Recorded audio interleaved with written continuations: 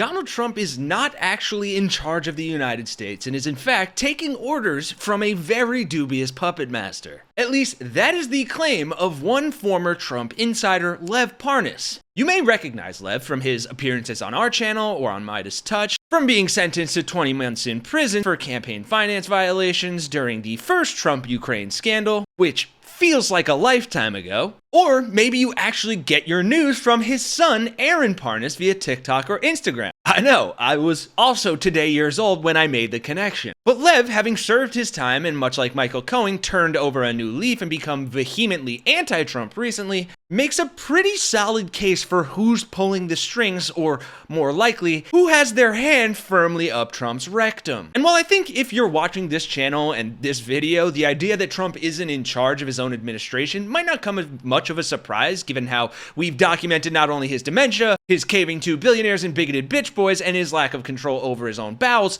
the actual evidence that Lev supplies to back his claim may shock you. You see, it all came out in this pretty explosive Substack article that makes some bold claims and promises even more evidence, and I'd like to walk you through it all now. Of course, if you're not subscribed to the Really American Substack, you can do that for free at the link down below, and be sure to like the video and subscribe because our jokes land a lot better on video than text. But like I said just yesterday, Lev put out this Substack, Breaking: Trump's War on Truth Explodes, Nuclear Lies, Media Attacks, FBI Abuse, where he makes a pretty strong case for not only Trump not being in charge, but points to who he thinks is actually pulling the strings. Writing this week will go down in history, not just for what happened, but for how hard they're trying to rewrite it. And today, it only unraveled more. As I've been telling you, what we're watching isn't just an international crisis, it's a coordinated disinformation campaign, a national security threat, and a blatant assault on democracy, all unfolding in real time. He starts by pointing to Pete Hegseth's disaster press briefing where he parroted false claims from Trump about the success of their mission. Let me read the bottom line here. President Trump directed the most complex and secretive military operation in history, in hunting for scandals all the time, in trying to find wedges and spin stories. This press corps and the press corps miss historic moments. You miss historic moments like 5% at NATO, which when you hear, I was in the closed door briefing, I wish there could have been cameras in there. When you heard the prime ministers and presidents of other countries, to a man and to a woman, looking at President Trump and saying, this never could have happened, never would have happened. It seemed impossible 5 years ago, 2 years ago, 8 years ago, but here we are because of your leadership.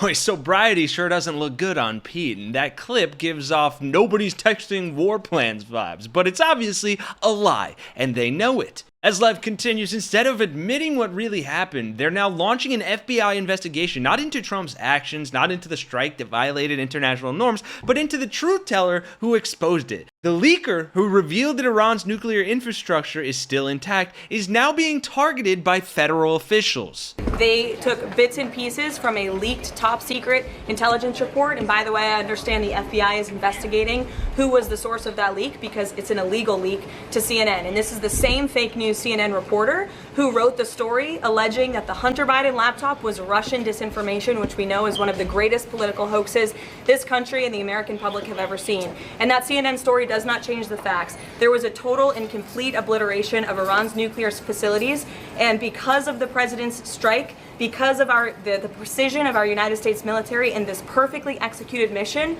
Iran no longer has the capability to produce a nuclear weapon as imminently as they did prior to the strike. The American people and the world should be grateful for that, and it's disgusting that CNN and the New York Times are disparaging not just the president, but our brave men and women who helped conduct this highly successful operation. And what kind of consequence could the leaker face? Wow, Caroline, strong words. I sure hope your 59-year-old husband likes the taste of Trump's ass when you kiss him. Because that is authoritarianism 101. Lev writes, control the message, silence the journalists, punish the whistleblowers. They're even going after Natasha Bertrand, one of the few mainstream reporters doing real journalism. She's being discredited and smeared because she told the truth. In yesterday's Senate briefing, officials gave only selective cherry-picked info. Even Lindsey Graham, one of Trump's staunchest defenders, came out afterward and said it plainly. We still don't know where the 900 pounds of uranium are. It doesn't matter what Senator Murphy thinks about me or I think about him.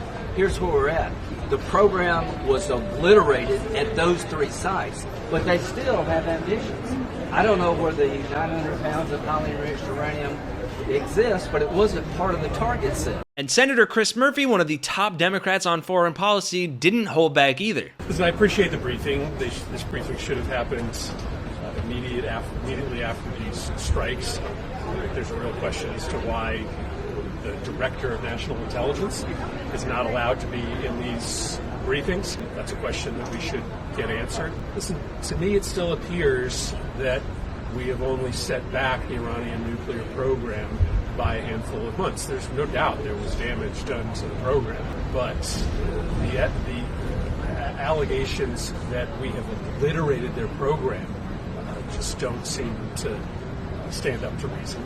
So obviously I can't share any of the details from this briefing, but I just do not think the president was telling the truth when he said this program was obliterated. And just today, the House was getting its briefing, which Parnas warned was going to get even uglier, saying because this isn't just about Iran. This is about how dictators stay in power by rewriting history. Trump started it with the 2020 election cycle, saying it was stolen. He repeated it so much that tens of millions of people still believe it, and now he's applying that same blueprint to foreign policy. He's lying about the Iran strike, he's lying about nuclear weapons, he's even lying about our allies and enemies. Meanwhile, Iran is canceling inspections. They're cutting off access to international nuclear monitors. That means they can now develop a nuclear weapon without oversight, and Trump is letting it happen. Here's where it gets insane, because where's all that Iranian oil going now? China. And Parnas ends with this bombshell accusation and harrowing warning, saying Trump claims he's tough on China, but he just handed them discounted oil on a silver platter